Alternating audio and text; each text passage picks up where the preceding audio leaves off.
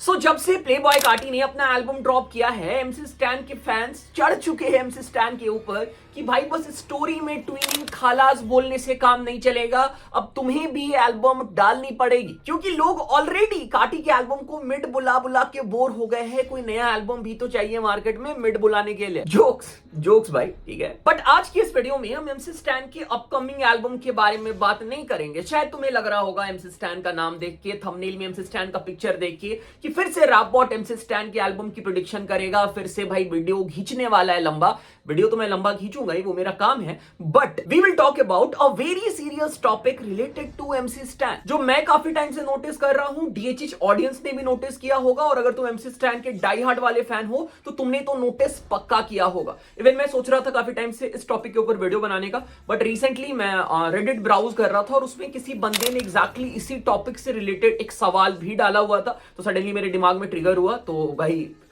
मतलब कुल मिला के बात ये कि उस टॉपिक को देख के मैं ये वीडियो बना रहा हूं, ठीक है।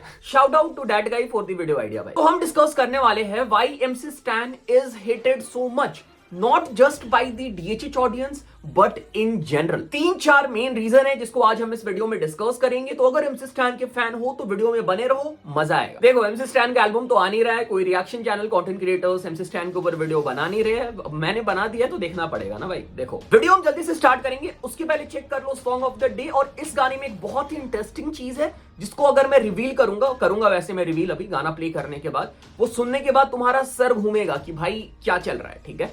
चेक करो सॉन्ग ऑफ द डे। जो जोक पे हल्ला पर हकीकत पे खामोशी, जो असली मुद्दे दे वो बहरे ननियों की गोदी।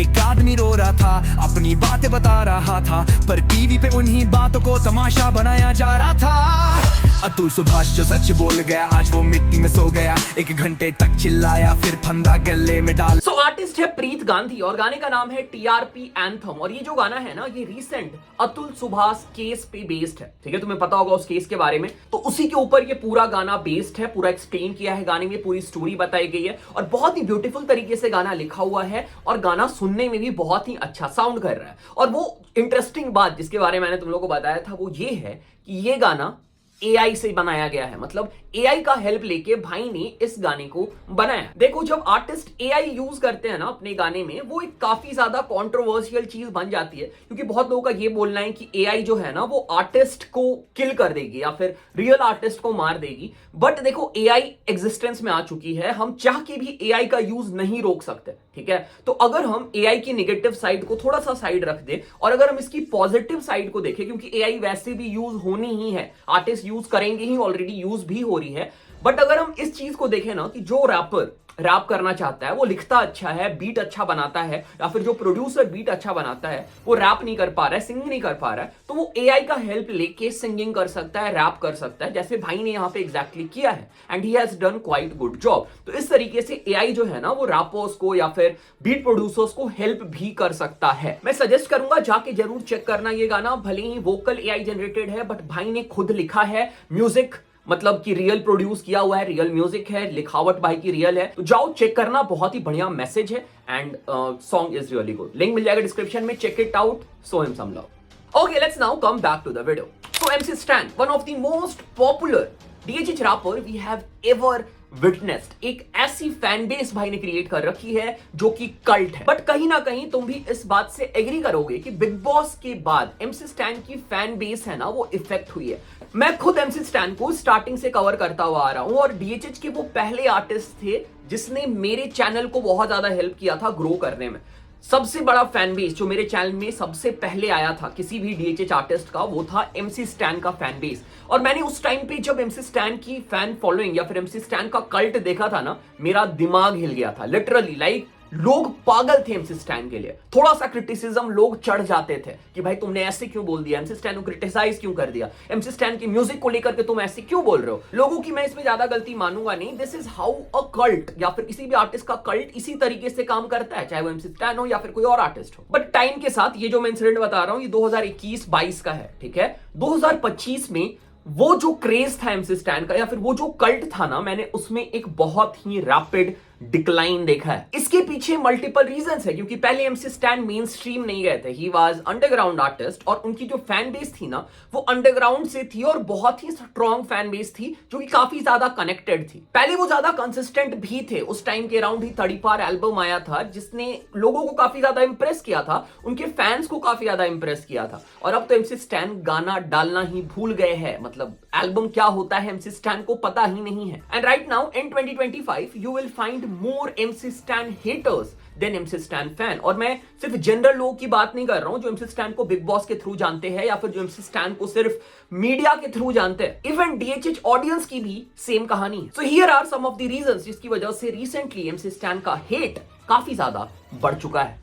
Let's first talk about DHH audience कि कैसे डीएचएच ऑडियंस ही एमसी स्टैन को ज्यादा पसंद नहीं करती। सो एमसी स्टैन का म्यूजिक काफी डिफरेंट है। सो ये बात तो तुम सबको पता है कि 34 एल्बम के बाद एमसी स्टैन ने अपना लेन स्विच कर लिया था, वो अलग ही रास्ते पे निकल गए थे। उन्होंने अपना जॉनरा स्विच किया, ट्रैप म्यूजिक की तरफ निकल गए, और ट्रैप म्यूजिक डीएचएच ऑडियंस को उतना ज्यादा पसंद नहीं आता है, या फिर ट्रैप म्यूजिक की जो ऑडियंस है वो काफी ज्यादा नीश है अभी भी डीएचएच में। सो पहले तो लोगों को उस जॉनरा को एक्सेप्ट करने में टाइम लगा, और जब लोगों ने उसे एक्सेप्ट कर लिया, एमसी स्टैन ने एक अपनी नई नीश बना ली, एक नई ऑडियंस बना ली, तो वो जो ऑडियंस थी वो काफी ज्यादा लिमिटेड थी। इसके साथ साथ एमसी स्टैन की जो लिरिक्स है वो भी काफी ज्यादा कंट्रोवर्शियल रही है, जो डीएचएच ऑडियंस को उतना पसंद नहीं आती। हाँ अगेन कुछ लोग हैं, मतलब एमसी स्टैन के जो हार्डकोर फैन हैं वो सुनते हैं, बट बाकी डीएचएच ऑडियंस उनके लिरिक्स को उतना अप्रिशिएट नहीं करती, और यही रीजन है कि मेजॉरिटी डीएचएच ऑडियंस को एमसी स्टैन उतना पसंद नहीं आते हैं। इसके साथ साथ एमसी स्टैन के कुछ बीफ भी हो रखे डीएचएच रैपर्स के साथ ही। फॉर एग्जांपल एमसी स्टैन का बीफ अभी